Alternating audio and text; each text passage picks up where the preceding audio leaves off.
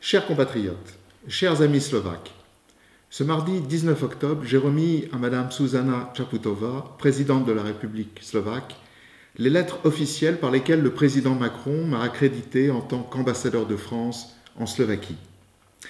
C'est un grand honneur pour moi d'assumer cette fonction, et ce fut un grand honneur de m'entretenir aujourd'hui avec Madame la Présidente. Au cours de cet échange, j'ai souligné toute l'importance qu'accorde le président de la République et le gouvernement français à la relation franco-slovaque. Pour la France, la Slovaquie est un partenaire stratégique de confiance, avec lequel nous avons une relation historique, politique, économique et culturelle très solide, fondée sur un engagement européen partagé et sur notre attachement commun à l'état de droit et aux valeurs fondamentales de l'Union européenne. La Slovaquie est aussi un allié important de la France au sein de l'OTAN. Avec l'équipe de l'ambassade de France, j'aurai donc à cœur de faciliter le dialogue politique entre nos deux pays dans un esprit constructif qui favorisera la cohésion et l'unité de l'Union européenne.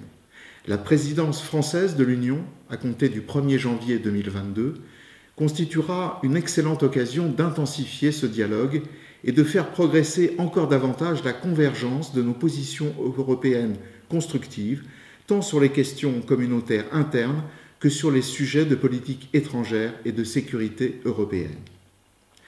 Avec mes équipes, je rechercherai également des initiatives et des projets novateurs pour renforcer notre coopération dans les domaines de l'environnement, de la lutte contre le dérèglement climatique et des énergies durables. Le nucléaire reste au cœur du mix énergétique de nos deux pays, mais il faut aussi explorer ensemble les opportunités qu'offre aujourd'hui l'hydrogène. Des collaborations nouvelles pourraient être recherchées en matière d'innovation technologique, dans le numérique et l'industrie du futur.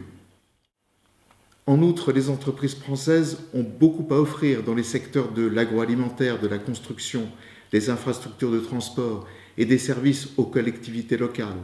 Avec des entreprises slovaques, elles devraient pouvoir participer à des projets importants d'intérêt européen commun qui joueront un rôle clé dans la croissance économique future de l'Union européenne, comme dans l'automobile, la ville durable et intelligente, l'hydrogène et la santé. Il nous faut aussi concrétiser de nouvelles coopérations en matière de tourisme, de culture et d'éducation. Ensemble, nous devons nous adresser encore davantage à la jeunesse, donner un nouvel élan aux mobilités croisées d'étudiants et de chercheurs slovaques et français en ajoutant une dimension européenne à ces échanges et en les structurant davantage. La France est très attachée à la défense du multiculturalisme et du multilinguisme.